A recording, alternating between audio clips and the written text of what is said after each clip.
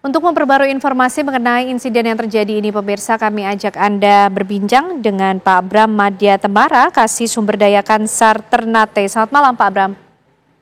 Ya, selamat malam, Mbak Ken. Ya, Pak Bram, kalau kita lihat sebenarnya peristiwa ini ada dua ya, Pak. Sebenarnya tim dari Basarnas ini dalam operasi penyelamatan seorang nelayan yang perahunya ini kemudian mengalami mati mesin dan terjadilah insiden di mana kapal Basarnas ini meledak. Kronologinya seperti apa dari dua peristiwa ini sebenarnya, Pak? Laporan yang diterima.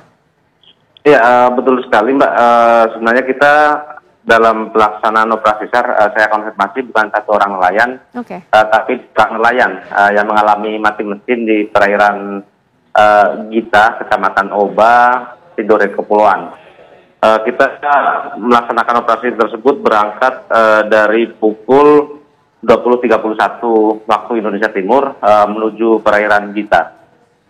Pada saat perjalanan atau tepatnya sudah hampir sampai ke lokasi dua orang nelayan itu mau dievakuasi, kita mengalami musibah.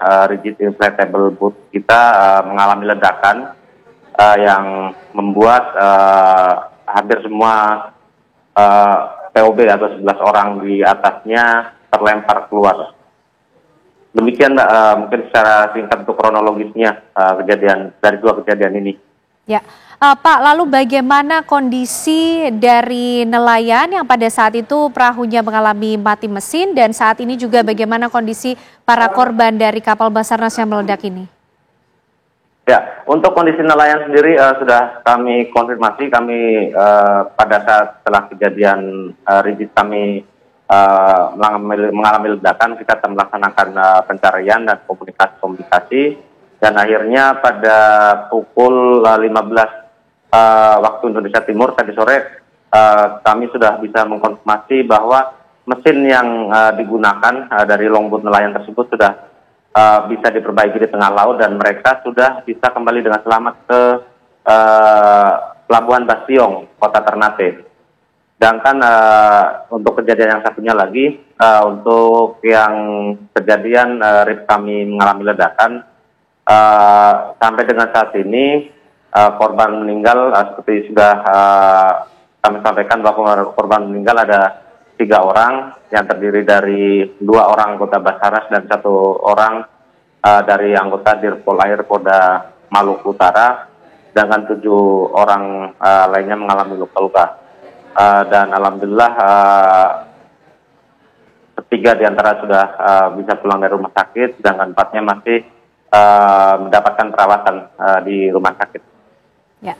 Pak Bram, ini peristiwanya cukup tragis, justru terjadi insiden pada saat operasi penyelamatan yang hendak dilakukan oleh tim Basarnas. Nah, apakah juga sudah diketahui, Pak, penyebab dari meledaknya kapal milik Basarnas ini apa? Ya, untuk penyebab sendiri kami belum bisa menyimpulkan, bahkan masih dalam proses pendalaman dan kemungkinan akan ada investigasi dari Basarnas Pusat untuk penyebab ledakan itu sendiri, Mbak. Oke, tapi dilaporkan atau sejauh ini sudahkah ada informasi yang diterima? Apa yang terjadi atau ada tanda-tanda kerusakan seperti apa mungkin yang sempat terjadi di kapal milik Basarnas ini? Apakah kapal ini memang sudah sering digunakan atau seperti apa, Pak Bram? Ya, untuk kapal ini sendiri atau rigid inflatable boat ini sendiri, kondisinya sebenarnya dalam kondisi yang kami sebutkan adalah serviceable. Kondisi di mana sebuah alut Basarnas itu layak untuk melaksanakan operasi SAR.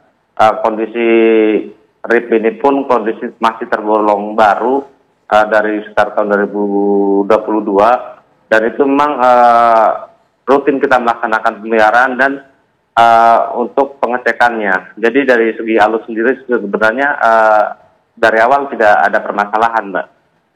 Oke. Pak, untuk korban yang masih dinyatakan hilang, informasinya 1 jurnalis televisi swasta. Saat ini bagaimana perkembangannya? Ya, untuk sampai saat ini, untuk saudara Helmi Sahril ini salah satu korban yang masih dalam pencarian.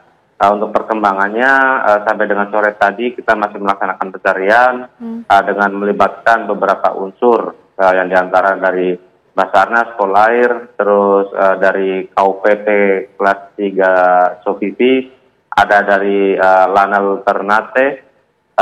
Namun sampai dengan malam tadi pukul 18.00 kita hentikan sementara untuk pencarian untuk dilanjutkan esok hari, karena untuk pencarian malam terlalu beresiko dan juga tidak efektif dari segi jarak pandang untuk pencariannya. Oke, Pak Bram, lalu seperti apa skenario ataupun juga upaya yang tengah direncanakan untuk bisa mengoptimalkan proses pencarian atau dipusatkan pada di titik mana begitu Pak? Ya, untuk proses pencarian sendiri kami sudah menyusun rencana untuk operasi besok. Kita menghitung arah arus ataupun angin di laut untuk menentukan area-area pencarian yang dimungkinkan adanya ataupun pergerakan dari korban atau survivor sendiri di tengah laut. Kita sudah membagi beberapa area untuk pelaksanaan pencarian besok. Baik, terima kasih Pak Brahmadia Temara, kasih sumber daya Kansar Ternate. Tentu kita ikut mendoakan upaya yang terbaik dari proses penanganan insiden ini. Terima kasih Pak, selamat malam. Amin. Selamat malam Mbak.